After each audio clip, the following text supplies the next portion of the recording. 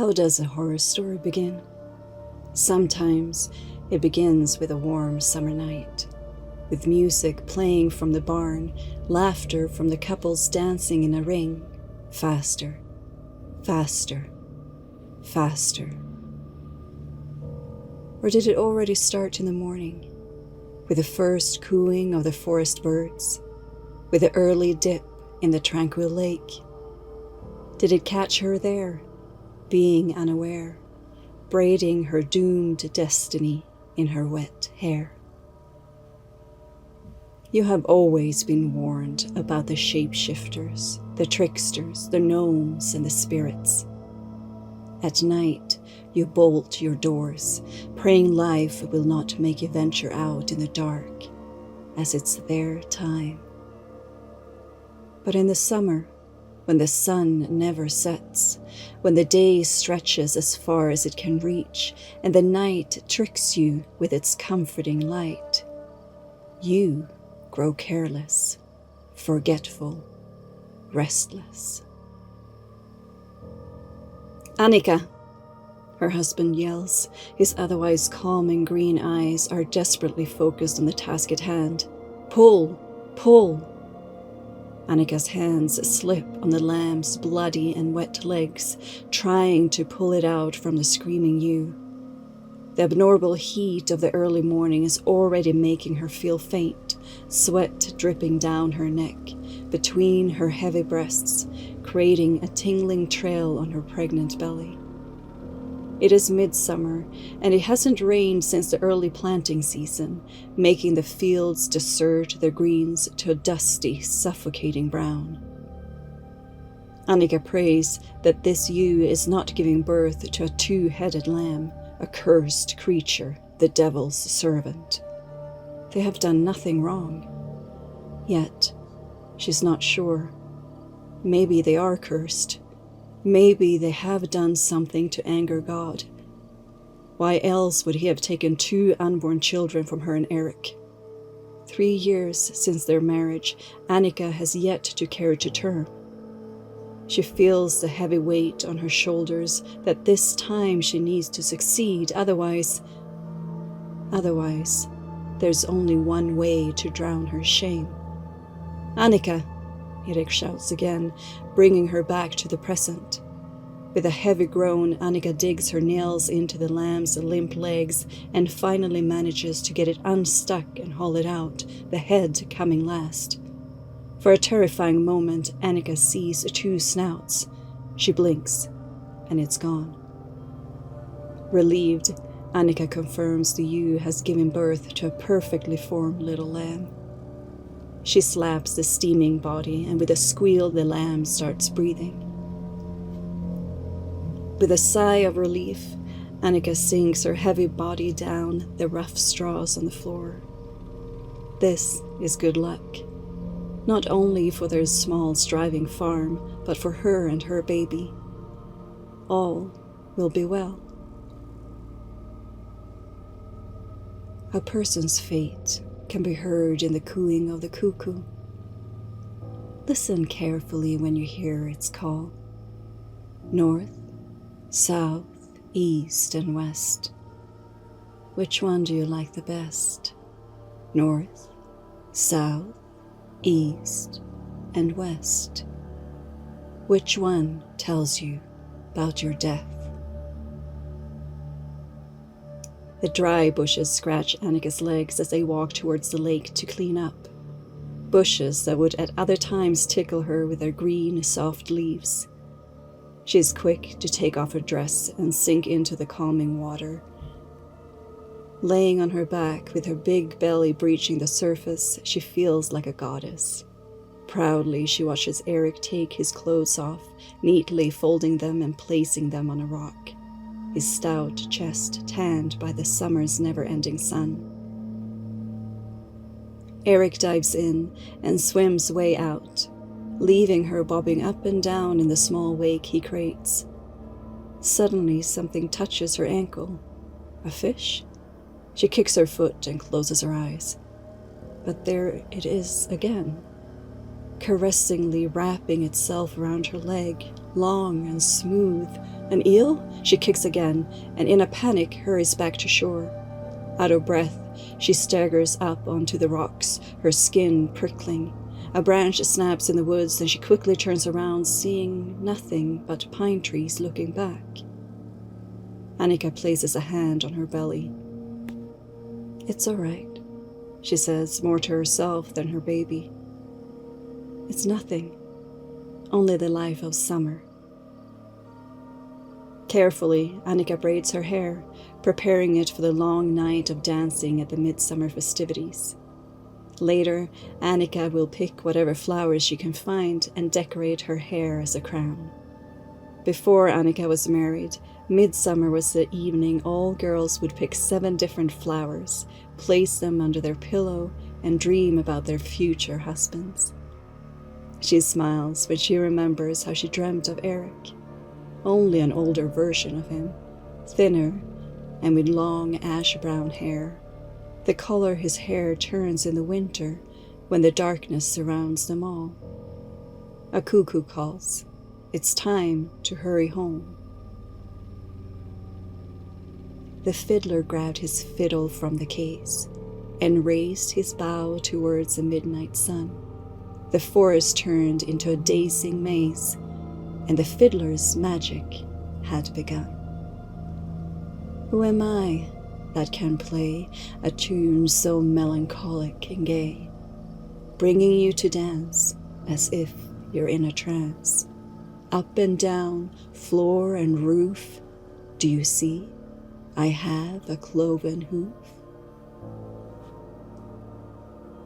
The melodies from the fiddler bounce between the thick wooden beams of the barn, making it sound as if there were several of them playing their strings. Couples are dancing in a ring, stomping hard, making the floor shake, laughter lifting their tired spirits. Annika is sitting on a bench, watching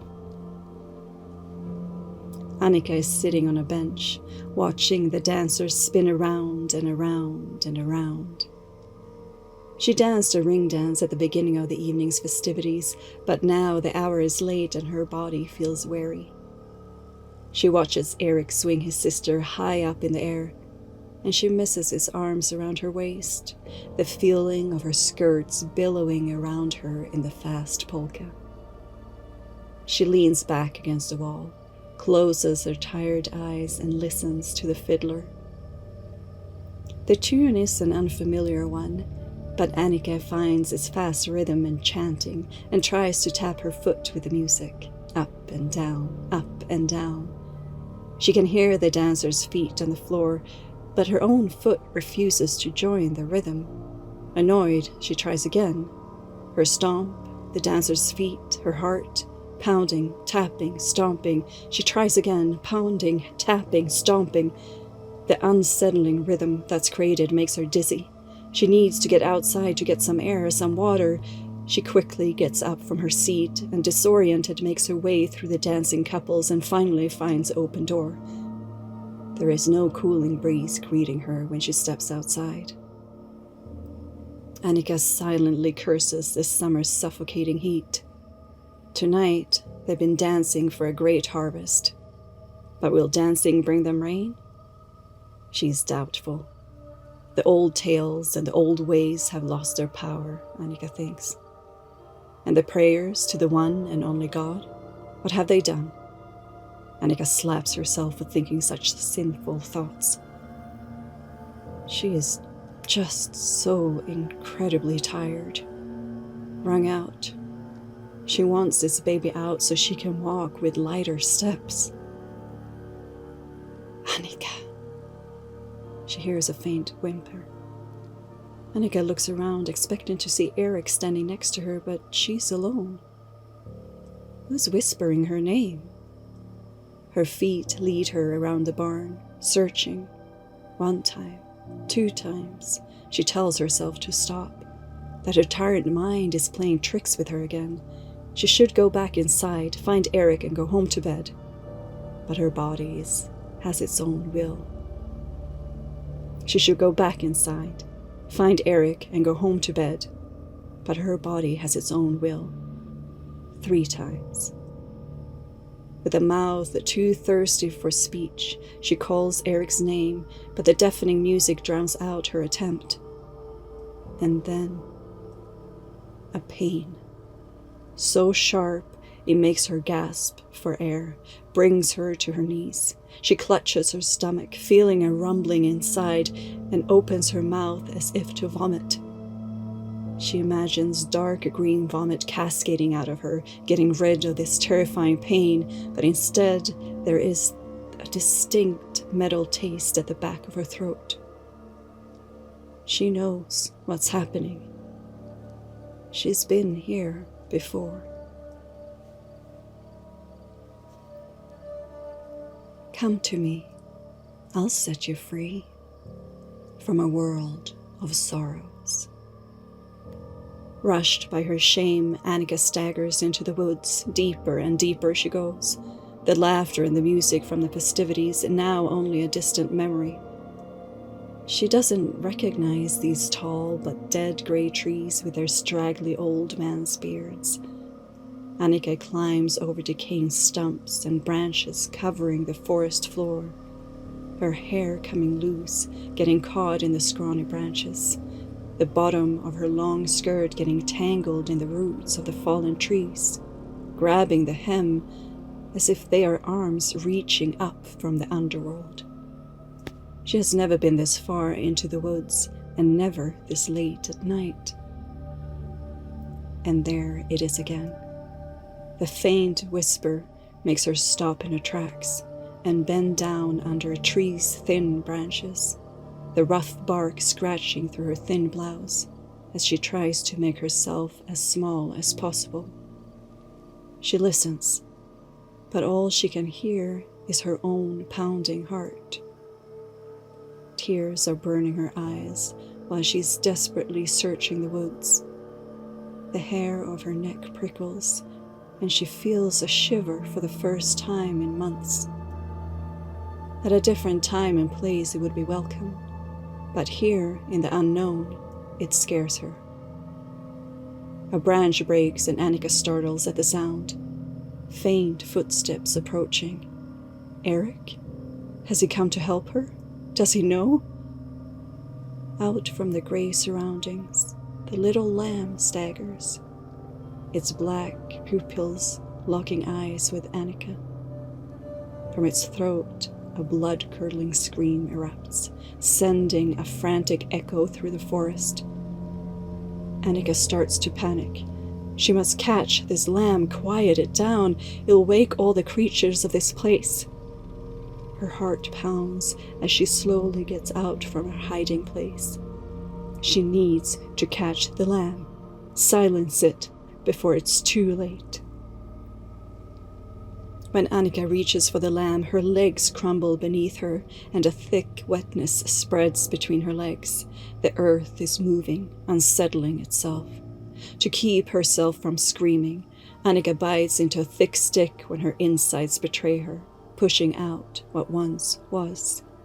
She drags herself across the uneven forest floor, her legs and arms scratched and bleeding.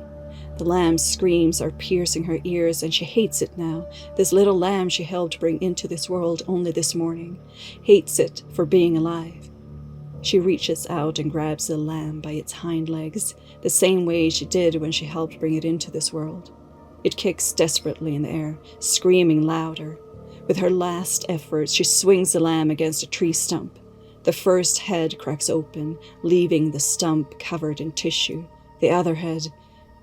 She closes her eyes to this vile creature, to the warning they received this morning but did not want to see, to believe. She swings again. The silence is deafening. She lays down, feeling the last piece of her child leaving her. It is too late. It is too late. A moist, thick fog rolls in, shielding the view of the trees one by one. Annika knows better. She knows she should cover her ears and not listen for any sounds. That's how it gets you. But she can't help herself. It starts as a low whisper, growing louder into a high-pitched wind, and then she hears it. The melancholic melody of the fiddle. Is she close to the barn? Will she dare to ask for help? No. Her cheeks turn red at the thought of it. Her shame she will carry by herself to her death. She starts walking towards the music, lured by its haunting beauty, supporting herself on the rugged trees. It leads her to the inlet of the lake. Its smooth surface looks like black ice. She freezes when she sees him. Eric. It's Eric, as she once saw him, another midsummer night. He sits on the rock where he this morning had placed his neatly folded clothes, holding a shining fiddle in his hands.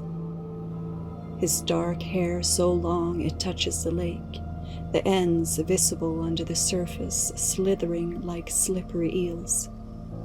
The color of his thin body is almost gray, the color of someone who no longer breathes. When he places the fiddle under his chin, he looks at her, and it's not Eric's calming green eyes, but a trickster's black, devilish hollows.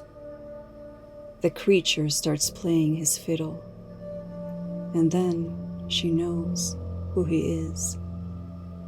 A sinister smile spreads across Nacken's ashen face as Annika takes a step closer to the water's edge, lured by the haunting melody.